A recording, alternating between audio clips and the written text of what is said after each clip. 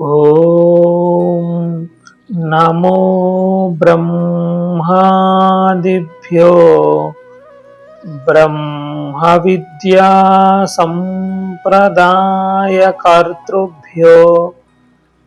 వంశ ఋషిభ్యో మహద్భ్యో నమో గురుభ్యః.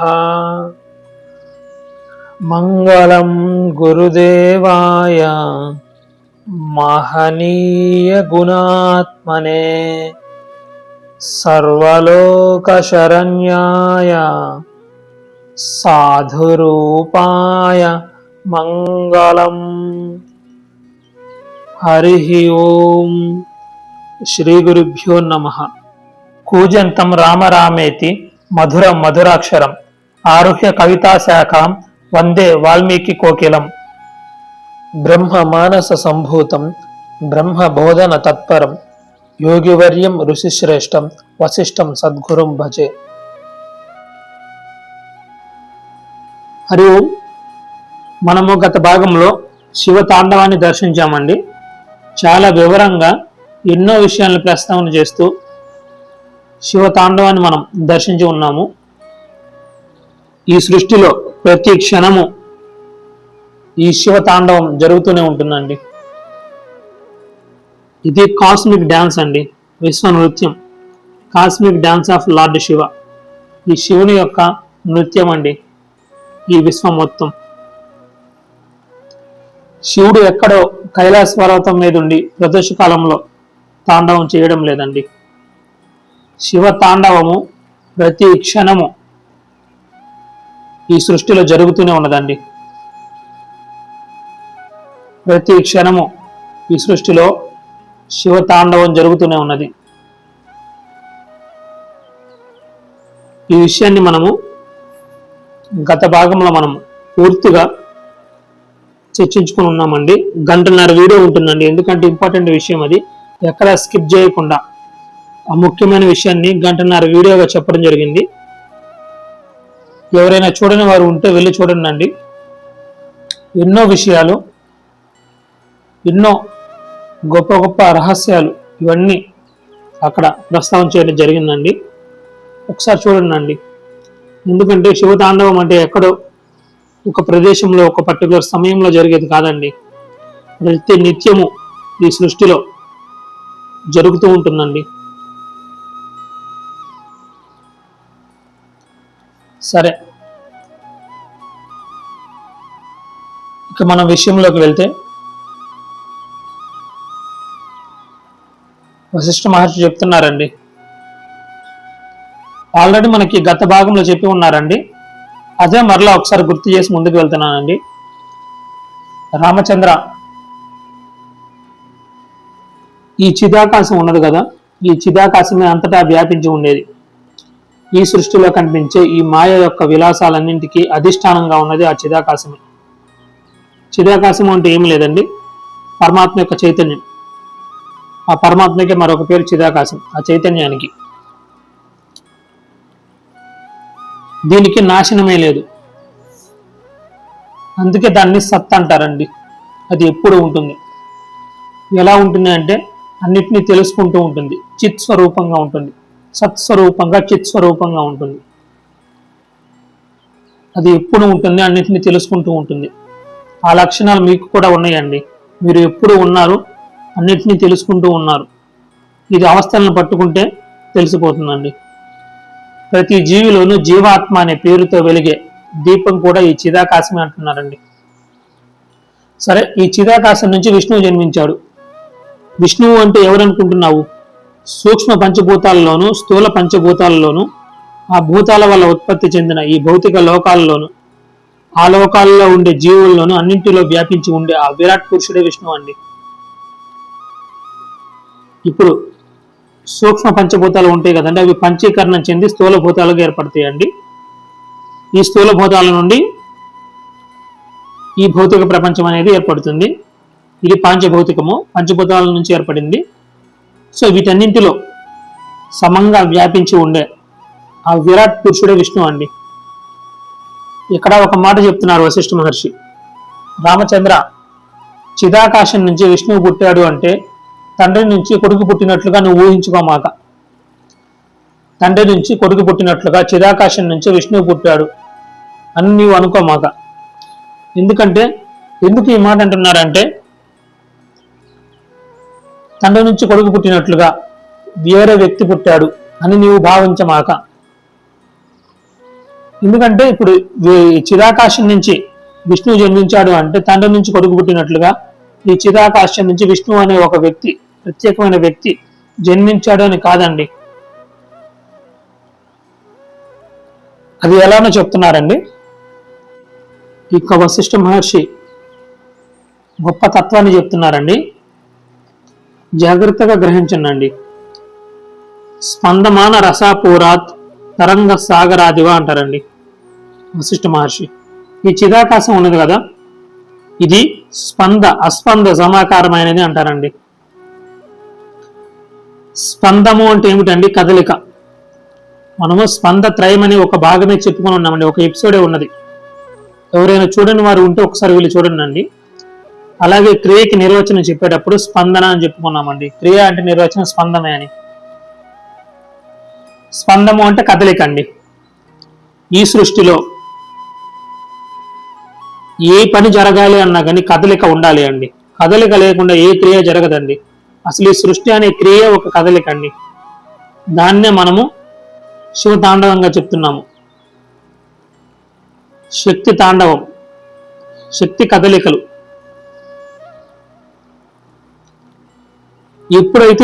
ఎక్కడైతే కదలిక ఉంటుందో అక్కడ క్రియ ఉంటుందండి. అదే కదండి క్రియకి నిర్వచన స్పందన అని చెప్పుకున్నాము. ఒక పని జరగాలి అంటే అక్కడ కదలిక ఉండాలి. కదలిక ఉండడం వల్లనే ఆ పని జరుగుతుంది. కదలిక వల్లే ఆ పని అవుతుంది. కదలికగా ఆ పని అవుతుంది. కదలికే ఆ పని. కదలిక అంటే సృష్టి అండి. స్పందం అంటే కదలిక కదా, అంటే సృష్టి. సరే, మరి అస్పందము అంటే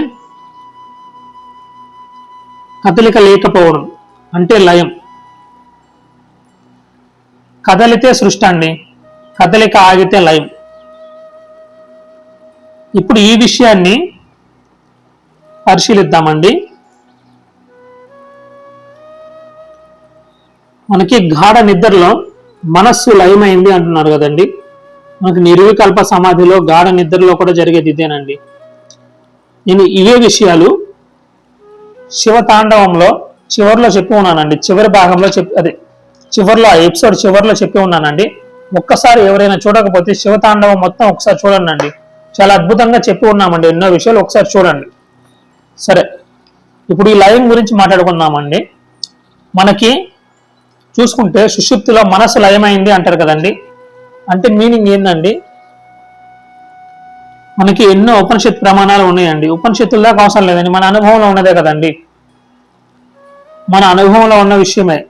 సుషుప్తిలో ఏదైతే జరుగుతుందో నిర్వికల్ప సమాధిలో కూడా అదే జరుగుతుంది. సరే, నిర్వికల్ప సమాధి వరకు అవసరం లేదండి. సుషుప్తి మన అనుభవంలో ఉన్నది కదా. సో మన అనుభవంలో నుంచే మాట్లాడదాం. ఈ సుషుప్తిలో గాఢ నిద్రలో మనసు లయమైంది అంటారండి. అంటే ఏమిటి మీనింగ్? మనసు లయమైంది అంటే ఏమిటి అర్థం? అక్కడ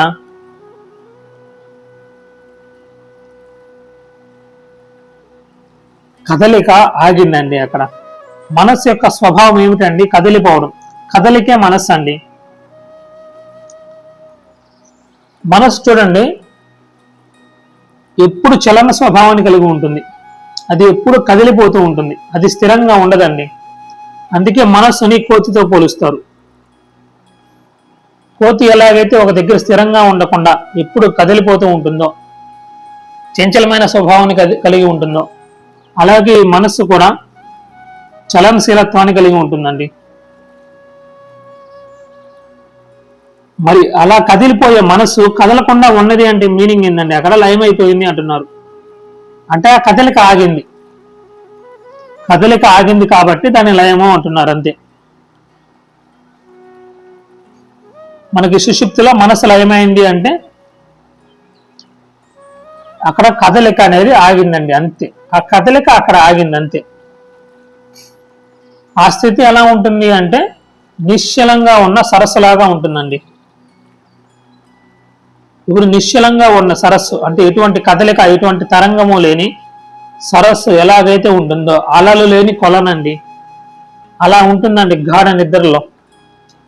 ప్రతి వ్యక్తి యొక్క స్థితి అలా ఉంటుంది.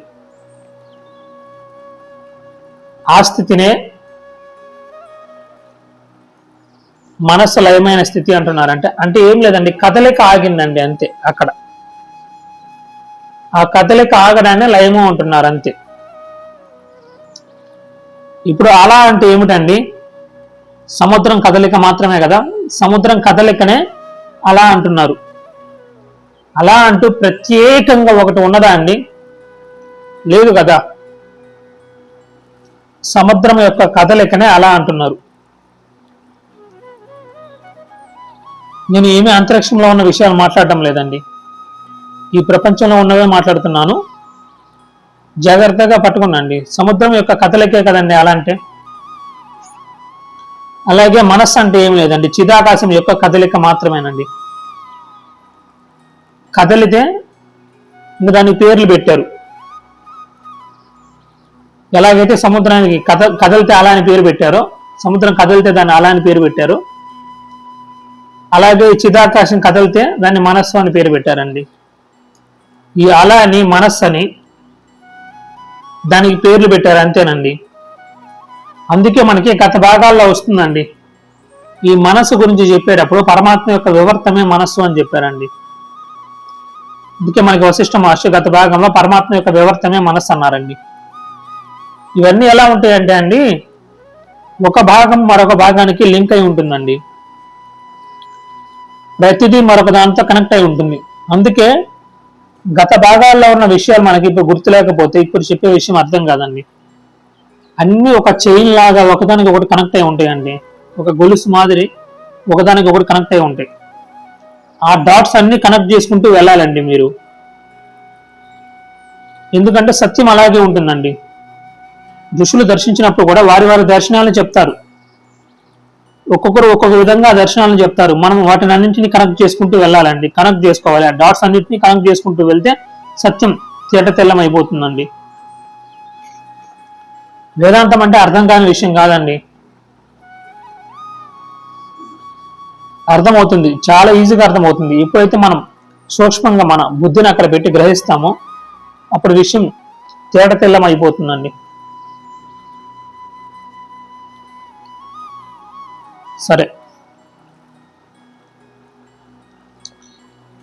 ఇప్పుడు మన విషయంలోకి వెళ్దాం. ఇంకా చెప్తున్నారు వశిష్ఠ మహర్షి, ఈ చిదాకాశం ఉన్నది కదా, ఈ చిదాకాశం అనేది సృష్టి దశలోను లయ దశలోను ఒకే రకంగా ఉంటుంది.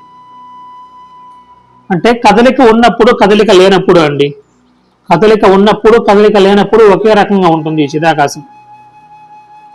చూడండి, ఇప్పుడు సముద్రం అండి, తుఫాను వచ్చింది అనుకోండి, సముద్రం కదులుతుంది కదండి. తుఫాను వచ్చినప్పుడు తుఫాను రానప్పుడు కూడా సముద్రమే కదా. తుఫాను వచ్చినంత మాత్రం సముద్రం అంతా మారిపోతుందా అంటే, ఈ సముద్రం కాకుండా పోతుందా? సముద్రం మారిపోతుందా? మారిపోదు కదా. తుఫాను వచ్చినా తుఫాను రాకపోయినా సముద్రమే. కాకపోతే ఏమవుతుంది, తుఫాను వచ్చినప్పుడు సముద్రం అనబడే ఈ జలం ఉన్నది కదండి, ఇది కదులుతుందండి అంతే. తుఫాను వస్తే సముద్రము స్పందమాన రసాపూరం అవుతుందండి. మనకి స్పందమాన రసాపూరత అని చెప్పారు కదండి, స్పందమాన రసాపూరం అవుతుంది. అంటే ఈ సముద్రము అనబడే ఈ జలం ఉన్నది కదండి, ఇది కదులుతుందండి అంతే. అప్పుడు దాంట్లో నుంచి ఒక తరంగం జన్మిస్తుందండి. ఆ కదలికే అలా కదండి, కదలిక వచ్చినప్పుడు అల పుడుతుంది. ఆ కదలికే అలా. ఇప్పుడు చెప్పండి, సముద్రం వేరు తరంగం వేరా? కాదు కదా. అది జలమే ఇది జలమేనండి, కానీ వేరుగా ఉన్నట్లు మనకి కనిపిస్తాయి అంతే. మనం దాన్ని ప్రత్యేకంగా చూసి ఇది అలా అంటున్నాము. వాస్తవానికి అలా అంటూ ప్రత్యేకంగా లేదండి, అది ఆ సముద్రం యొక్క కదలికే. మనం ప్రత్యేకంగా దాన్ని ఒకదాన్ని చూసి దాన్ని అలా అంటున్నాం. అలా అంటూ ప్రత్యేకంగా లేదండి, గుర్తుపెట్టుకోండి, సముద్రం యొక్క కదలికేనండి. చెప్తున్నారండి, ఇలా సముద్రంలో నుంచి తరంగం ఎలా పుట్టిందో, ఈ సముద్రంలో నుంచి తరంగం ఎలాగైతే పుట్టిందో అదేవిధంగా చిదాకాశంలో నుంచి విరాట్ పురుషుడు అనే విష్ణువు జన్మించాడు. మనకి ఇందాక చెప్పారు కదండి, తండ్రి నుంచి కొడుకు పుట్టినట్లుగా ఈ చిదాకాశం నుంచి విష్ణువు పుట్టాడు అని నీవు భావించవద్దు రామ అని చెప్పారు కదండి. తండ్రి నుంచి కొడుకు పుడితే తండ్రి వేరు, కొడుకు వేరు. అలాగే చిదాకాశం నుంచి విష్ణువు పుట్టాడు అంటే చిదాకాశం నుంచి విష్ణువు అనే ఒక వ్యక్తి వచ్చి జన్మించాడు. ఈ చిదాకాశం వేరు, విష్ణువు వేరు అని అనుకోమాక. ఎలా అంటే ఇది ఎలా అండి, ఎలా అంటే సముద్రం నుంచి తరంగం జన్మించినట్లు. సముద్రం యొక్క కదలికే కదండి తరంగం అంటే. అదేవిధంగా చిదాకాశం నుంచి విరాట్ పురుషుడు అనే విష్ణువు జన్మించాడు. ఈ చిదాకాశం యొక్క కదలిక వలన విష్ణువు అనే తరంగం జన్మించిందండి, అంతే. చిదాకాశం యొక్క కదలిక వలన విష్ణువు అనే తరంగం జన్మించింది. ఇప్పుడు తరంగం ఉన్నదండి, అది సముద్రం కంటే వేరు కాదు కదా, అంతే కదా. తరంగం సముద్రం కంటే వేరా? అలాగే విష్ణువు చిదాకాశం కంటే వేరు కాదండి. అర్థమవుతున్నది కదండి, జాగ్రత్తగా అర్థం చేసుకోండి. నేను సముద్రం గురించే మాట్లాడుతున్నానండి, తరంగం గురించే మాట్లాడుతున్నాను. ఇప్పుడు ఈ చెప్పబోయే విషయాలు సమష్టిని గురించి మర్చిపోండి, వ్యష్టి దగ్గరికి వద్దాం. ఎందుకంటే వ్యష్టి అర్థమైతే సమష్టి అర్థమవుతుందండి. వ్యష్టి అంటే ఇండివిజువల్ అండి, సమష్టి అంటే హోల్, అంతే. ఈ అందరిలో మీరు ఒక భాగమే కదా. ఇప్పుడు సమాజం అంటే అందరూ కలిపి సమాజం, ఆ అందరిలో మీరు ఒక భాగమే కదా. విడివిడి వ్యక్తులు అందరూ కలిపితే ఒక సమూహం అండి, దాన్నే సమాజము అంటున్నారు. ఆ అందరిలో మీరు ఒక భాగమే కదా, మీరు అందరూ కలిసి సమాజం అంటున్నారు. అలానే ఈ సమష్టి అండి, ఈ సమష్టి అంటే అందరూ కలిసి, దాంట్లో మీరు ఒక భాగం కదా. ఇప్పుడు ఈ సమష్టిని వదిలేసి మీ దగ్గరికి వద్దామండి, వ్యష్టి దగ్గరికి వద్దాం. ఇప్పుడు చెప్పబోయే విషయాలు నేను వ్యష్టిని ఆధారం చేసుకుని మాట్లాడతానండి, అంటే మిమ్మల్ని ఆధారం చేసుకుని మాట్లాడతాను. ఎందుకంటే విషయం అర్థం కావడం కోసం. ఎందుకంటే ఎప్పుడైనా సరే సత్యాన్ని అర్థం చేసుకోవడానికి ప్రపంచంలో కాదండి వెళ్ళాల్సింది, మనలోకి, మన దగ్గరికి రావాలి. సత్యము మన వెన్నంటే ఉందండి, కానీ మనం దాని వైపు చూడడం లేదంతే. ఆ చూసే ప్రయత్నం చేద్దామండి. నేను అర్థం కావడం కోసము సత్యం అర్థం కావడం కోసం చాలా లోతైన విషయాలు అర్థం కావడం కోసం చెప్పబోతున్నానండి, జాగ్రత్తగా పట్టుకున్నాండి.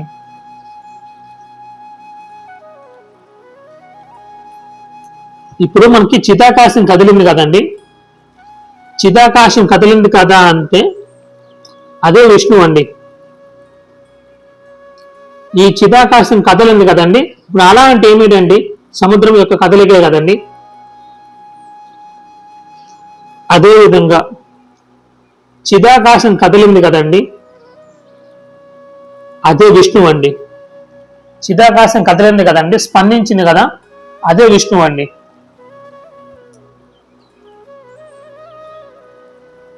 దాని నుంచి హిరణ్య గర్భుడు జన్మించాడండి, అంటే బ్రహ్మ. ఇది మనకి పురాణాల్లో కూడా చెప్తారు కదండి, విష్ణువు యొక్క నాభి కమలం నుంచి బ్రహ్మ జన్మించాడు అని. బ్రహ్మ అంటే హిరణ్య గర్భుడు అండి. ఆ హిరణ్య గర్భుడు అనే పదం ఎందుకు వేశారు అంటే, హిరణ్యము అంటే బంగారం అండి, అంటే సంపద, అంటే ఈ విశ్వం, యావత్ విశ్వము తన గర్భము యందు, అంటే తనలో కలిగి ఉన్నాడు, అంటే ఈ విశ్వాన్ని, యావత్ విశ్వాన్ని తనలో కలిగి ఉన్నవాడు హిరణ్య గర్భుడు. ఇప్పుడు ఆ హిరణ్య గర్భుడు ఎక్కడ ఉన్నాడు అనేది కూడా తెలుసుకున్నాము అండి. ఇవన్నీ మనకి ఉత్పత్తి ప్రకటనలో వస్తాయండి. వాటిని కొంచెం అందరికీ అర్థం కావడం కోసం సులభం చేసి నేను ఇక్కడ చెప్తున్నానండి. సరే, ఆ విష్ణుమూర్తి యొక్క హృదయం అనేది ఒక పద్మములాగా విచ్చుకుంది అంటున్నారండి వశిష్ఠ మహర్షి. ఆ విష్ణుమూర్తి యొక్క హృదయము ఒక పద్మములాగా విచ్చుకుంది. మేరు పర్వతమే ఆ పద్మంలోని నడిబొడ్డు, అష్టదిక్కులే ఆ పద్మంలోని దళాలు, నక్షత్రాలే ఆ పద్మంలోని కేసరాలు. అలాంటి ఆ పద్మంలోంచి బ్రహ్మ జన్మించాడు. ఇప్పుడు చెప్పారు కదండి, ఇది మనలో దర్శిద్దామండి. విష్ణుమూర్తి యొక్క హృదయం ఒక పద్మములాగా విచ్చుకొంది అంటున్నారండి. అంటే విష్ణుమూర్తి యొక్క హృదయము ఒక పద్మములాగా విచ్చుకొంది అంటున్నారండి. పద్మం ఉన్నదండి, అది విచ్చుకొన్నది, మొగ్గగా ఉన్నది పువ్వు అయిందండి.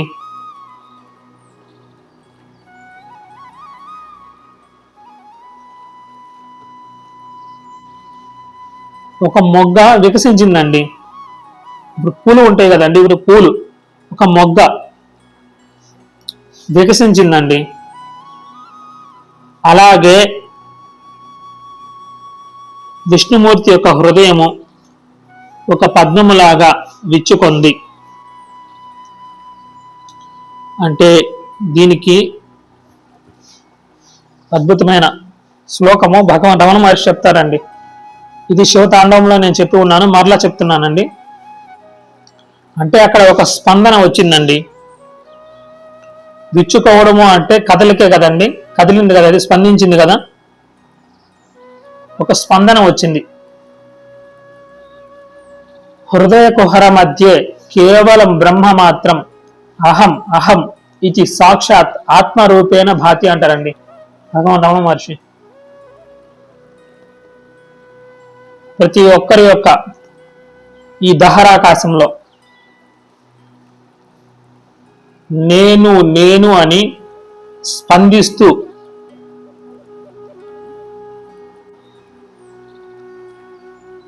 సాక్షాత్తుగా ఆ పరమాత్మే ప్రకాశిస్తూ ఉన్నాడు. ఆ చిదాకాశం ఉన్నది కదండి, అదే నేను నేను అని స్పందిస్తూ ఉన్నది. హృదయ కుహర మధ్య కేవలం బ్రహ్మ మాత్రం అహం అహం అంటే నేను నేను అహం అహం ఇది సాక్షాత్ ఆత్మరూపేణ భాతి. ఆ స్పందిస్తూ ఉన్నది కదండి, ఆ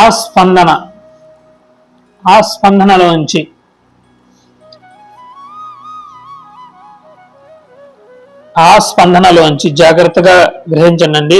ఆ స్పందనలోంచి మనస్సు జన్మించిందండి. ఎప్పుడైతే అది కదులుతుందో దాని నుంచి మనస్సు అనేది జన్మించిందండి. ఈ మనస్సు అనేది పుట్టింది. ఈ మనస్సే బ్రహ్మ అండి. ఇప్పుడు అందరి మనస్సులో ఉంటాయి కదండి ఈ సమష్టి మనస్సు. ఇప్పుడు నేను వ్యష్టి మనస్సు, నా మనస్సు గురించి చెప్పానండి. ఇప్పుడు మీ మనస్సు ఉంటుంది, ఇంకొకరి మనస్సు ఉంటుంది, మరొకరి మనస్సు ఉంటుంది. ఈ అందరి మనస్సులో, అందరిలో ఇదే జరుగుతుంది కదండి, ఈ అందరి మనస్సులో ఉంటాయి కదండి. ఈ అందరి మనస్సుల్ని కలిపి బ్రహ్మ అంటారండి, హిరణ్య గర్భుడు అంటారు. దీన్ని విశ్వ మనస్సు అంటారండి. ఈ విశ్వ మనస్సునే హిరణ్య గర్భుడు అంటారండి, అంటే బ్రహ్మ. సరే, ఇప్పుడు నేను మరలా వ్యష్టిలోకి వస్తానండి. ఈ యావత్ విశ్వము బ్రహ్మ తన యొక్క గర్భములో కలిగి ఉన్నాడు కదండి, హిరణ్య గర్భుడు. హిరణ్యము అంటే బంగారము, అంటే సంపద, అంటే ఈ సృష్టి అండి. ఇది ఆయన గర్భం ఎందుకు కలిగి ఉన్నాడంటే తనలో కలిగి ఉన్నాడు. అంటే ఈ జగత్తు ఎక్కడ ఉన్నదండి, మనస్సులో ఉన్నదండి. ఎవరి మనస్సు? సమష్టి మనస్సు అండి. ఎందుకంటే ఈ సమష్టి మనస్సుని హిరణ్య గర్భుడు అంటున్నాం కదండి. ఈ సమష్టి మనస్సులో, దాంట్లో మీ మనస్సు కూడా ఒక భాగమేనండి. అంటే ఇప్పుడు సృష్టి ఎక్కడ ఉన్నది? మీ మనస్సులోనే ఉన్నది కదా, మీ మనస్సులోనే ఉన్నదండి. అందుకే ఈ మనస్సు లయించిన గాఢ నిద్రలో వ్యష్టి యొక్క జగత్తు ఉనికి శూన్యం అండి. ఈ వ్యష్టి యొక్క జగత్తు ఉన్నది కదండి, దాని యొక్క ఉనికి శూన్యం. ఇదే శంకరాచార్యులు వారు కూడా మనకి వివేక చూడమల్లో చెప్పి ఉన్నారండి. సుషుప్తిలో మనస్సు అనేది నిద్రాణ స్థితిలో ఉండడం వలన అక్కడ బాహ్య ప్రపంచ భూమికి ఏమాత్రం స్ఫురించదు. ఎప్పుడైతే ఈ మనస్సు మళ్ళా ఈ జాగ్రత్తలోకి వస్తుందో, కదులుతుందో, అప్పుడే ఈ ప్రపంచం అనేది అనుభవానికి వస్తుంది అని వివేక చూడమల్లో కూడా శంకర్లు చెప్తారు. ఇదే తావా ఫిజిక్స్ లో చెప్పారని చెప్పేసి మనం శివతాండవంలో చెప్పుకొని ఉన్నాం. అదే చెప్తున్నానండి.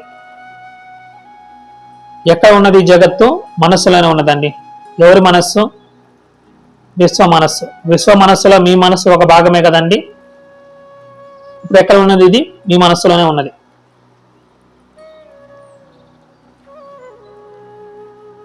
చెప్తున్నారండి వశిష్ఠ మహర్షి చెప్తున్నారు, మనం ఎలాగైతే ఆలోచనలు చేస్తామో, మనం మన మనసులలో ఆలోచనలు సృష్టించినట్లుగా ఆ హిరణ్య గర్భుడు ఈ జీవ సమూహాన్ని సృష్టి చేశాడు. ఇప్పుడు చూడండి, మన మనసు ఉన్నది కదా, మన మనస్సులోని ఆలోచనలు మనోమయం అండి. ఇప్పుడు మన మనస్సు ఉన్నదని మన మనసులో ఆలోచనలు వచ్చినాయి. ఈ ఆలోచనలు ఏమిటండి? మనోమయమే కదా. మనస్సే కదండి ఆలోచనలు. ఆలోచనల సమూహమే మనస్సు. ఈ మనస్సులోని ఆలోచనలు మనోమయమే కదండి. అదేవిధంగా బ్రహ్మ సృష్టించిన ఈ జగత్తు కూడా మనోమయం, అంటే మనస్సు చేత ఏర్పడింది. ఎవరి మనస్సు? మీ మనస్సు మాత్రమే కాదు, విశ్వ మనస్సు. ఈ విశ్వ మనస్సులో మీ మనస్సు ఒక భాగం అండి.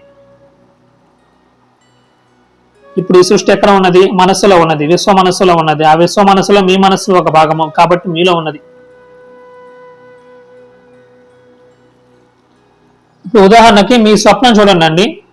మీ స్వప్నము మనోమయం అండి. ఇప్పుడు మీ స్వప్న ప్రపంచం ఉన్నది కదండి, అది మీ మనస్సే కదండి ఆ స్వప్న ప్రపంచంగా రూపం ధరించేది. ఆ స్వప్నంలో ఉన్న వ్యక్తులు, వస్తువులు, లోకాలు, పంచభూతాలు అన్నీ ఆ మనస్సే కదండి, మీ మనస్సే కదండి. మీ మనస్సే అన్ని రూపాలుగా ప్రపంచాన్ని ధరించిందండి. అన్ని రూపాల్లో ఉన్నది మీ మనస్సేనండి. మీ మనస్సే అన్ని రూపాలుగా మీకు కనిపిస్తూ ఉన్నది. అన్ని రూపాలుగా మీకు దర్శనమిస్తున్నది మీ మనస్సేనండి. స్వప్నం అండి, స్వప్నంలో ఏదైతే జరుగుతుందో ఈ జాగ్రత్తలో అదే జరుగుతుందండి. స్వప్నంలో మీ మనస్సు మీ స్వప్న ప్రపంచాన్ని సృష్టి చేస్తే, జాగ్రత్తలో ఈ విశ్వ మనస్సు ఈ సమష్టి ప్రపంచాన్ని సృష్టి చేసిందండి. అంతే. ఈ విశ్వ మనస్సు ఉన్నది కదండి, ఇప్పుడు మనస్సు ఉన్నది కదండి, ఈ మనస్సునే చిత్తాకాశము అంటారండి. అంతే, ఏం లేదు. ఈ మనస్సునే చిత్తాకాశము అంటారు.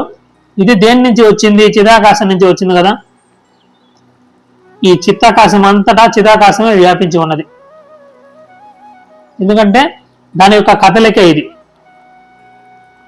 ఇప్పుడు ఈ మనస్సు యొక్క కదలికే ఈ జగత్తు కదండి. ఈ జగత్తులో ఈ భూతాకాశం ఉన్నది కదండి, దీనిలో వ్యాపించి ఉన్నది ఏమిటి? ఈ చిత్తాకాశమే. ఇవి మన గతంలో వచ్చినాయండి. స్థూలము సూక్ష్మము అని చెప్పుకునేటప్పుడు మనం చెప్పుకున్నాము. అన్నిటికంటే సూక్ష్మమైనది చిదాకాశం. అది చిత్తాకాశంలో వ్యాపించి ఉంటుంది. చిత్తాకాశం అంతటా అదే వ్యాపించి ఉంటుంది. ఇప్పుడు ఈ చిత్తాకాశము ఈ భూతాకాశంలో వ్యాపించి ఉంటుంది. అంటే ఇప్పుడు చిదాకాశం కదిలితే మనస్సు అన్నారండి, మనస్సు కదిలితే జగత్ అంటున్నారు. అంతే అంతే. ఇప్పుడు మీ మనస్సు ఉన్నది కదండి, మీ మనస్సు మీ స్వప్న ప్రపంచాన్ని సృష్టి చేసినట్లుగా ఈ హిరణ్య గర్భుడు ఈ సమష్టి ప్రపంచాన్ని సృష్టి చేశాడు, ఈ విశ్వాన్ని సృష్టి చేశాడు. అందుకే బ్రహ్మ చేసిన ఈ సృష్టి కూడా మనోమయం, మనస్సు చేత ఏర్పడింది, మనస్సు చేత కల్పించబడింది. అందుకే మీ మనసు ఇన్వాల్వ్ అయి ఉంటేనే మీకు ఈ జగత్తు యొక్క అనుభవం కలుగుతూ ఉంటుందండి. మీ మనసు ఇన్వాల్వ్ అయి లేకపోతే మీకు ఈ జగత్తు యొక్క అనుభవం లేదు కదండి. అందుకే వశిష్ఠ మహర్షి ఒక గొప్ప మాట అంటారండి, మనకి ఉత్పత్తి ప్రకరణంలో వస్తుంది. మనస్సు జగత్తు వేరు వేరని ఎవ్వరూ ఎప్పుడు ఏ కాలంలోనూ చెప్పలేదు.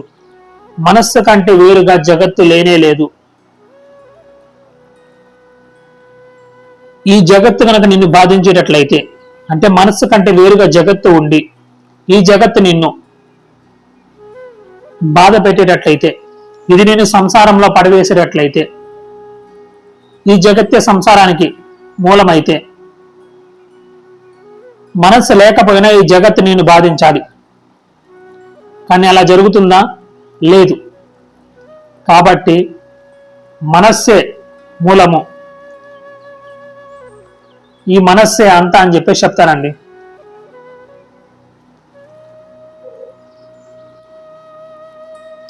ఇది చెప్తున్నారండి.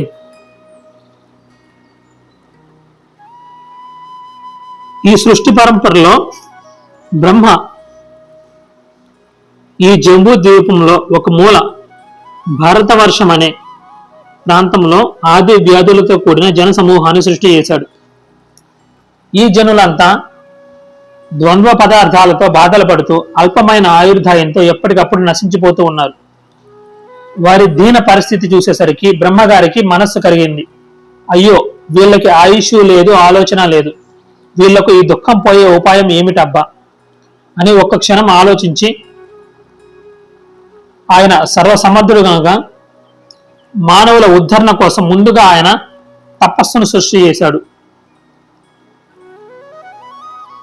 తపస్సును సృష్టి చేశాక కొంచెం పరిశీలిస్తే దాన్ని ఎక్కువ మంది అందుకోగలిగినట్లు కనిపించలేదు. అందువల్ల ఆయన దానము, ధర్మము, సత్యము వీటన్నింటినీ వరుసగా సృష్టించుకుంటూ వెళ్ళాడు. అయినా ప్రజలు అందుకునేటట్లు కనిపించలేదు. అందుచేత వాళ్ళు యాత్రలు చేసుకునేందుకు తీర్థాలు, క్షేత్రాలు సృష్టి చేశాడు. అవన్నీ సృష్టి చేశాక మళ్ళీ ఒక్క నిమిషం ఆగి ఆలోచించాడు. తపస్సు, దానము, ధర్మము, సత్యము, తీర్థాలు, క్షేత్రాలు ఇవన్నీ కూడా మానవులకు తాత్కాలిక పుణ్యాన్ని కలిగించి తద్వారా తాత్కాలిక సుఖశాంతులను మాత్రమే కలిగిస్తాయి. అంతే తప్ప దుఃఖం పూర్తిగా తొలగిపోయే శాశ్వత ఆనందాన్ని ఇవి కలిగించలేవు. గొప్ప సత్యం అండి ఇది. ఇవన్నీ తీర్థ దర్శనము, క్షేత్ర దర్శనము, ఈ ధర్మము, సత్యము, తీర్థాలు, క్షేత్రాలు, దానము, తపస్సు ఇవన్నీ కూడా తాత్కాలిక పుణ్యాన్ని మాత్రమే కలిగిస్తాయి. అంతే తప్ప ఈ శాశ్వతమైన దుఃఖ నివృత్తి దీన్ని కలిగించలేవు. శాశ్వతమైన ఆనందాన్ని కలిగించే మోక్షాన్ని మాత్రం ఇవి అందించలేవు. ఈ విషయాన్ని ఆయన గుర్తించి శాశ్వతమైన ఆనందం కలగాలంటే జనులకు మోక్షం లభించాలి. మోక్షం వల్ల జనన మరణాలు రెండు పోతే గాని శాశ్వతమైన ఆనందం లభించదు. మోక్షం రావాలి అంటే సంసారం పోవాలి. ఈ జనులు తరించేందుకోసం నూతనంగా ఒక ఉపాయం ఉపదేశించాలి అని ఆయన ఆలోచించాడు. ఆయన అనుకున్నాడు, సంసారోత్తరణే జంతో ఉపాయో జ్ఞానమేవహి అని. ఈ సంసారంలో ఉన్న ఈ జనులు తరించాలి అంటే ఉపాయం ఏమిటి? జ్ఞానమే అని ఆయన భావించాడు అని చెప్పి ముగిస్తున్నారండి. హరి ఓం. ఓం సర్వే జనా సుఖినో భవంతు, సమస్త సన్మంగళాని సంతు, అసతో మా సద్గమయ, తమసో మా జ్యోతిర్గమయ, మృత్యోర్మా అమృతంగమయ.